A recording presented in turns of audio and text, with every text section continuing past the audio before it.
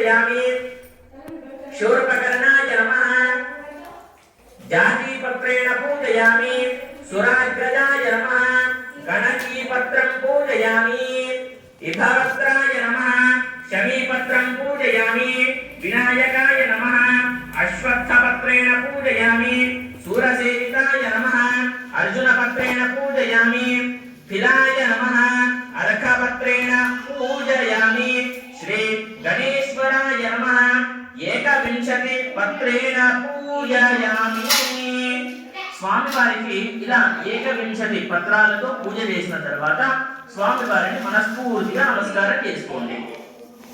తర్వాత మీ దగ్గర స్వామి వారికి దండ గణపతికి వేయాల్సినటువంటి దండ ముందే వేసేస్తే పర్వాలేదు, ఇప్పుడు వేయకపోతే కనుక దండ కూడా వేసేయాలి.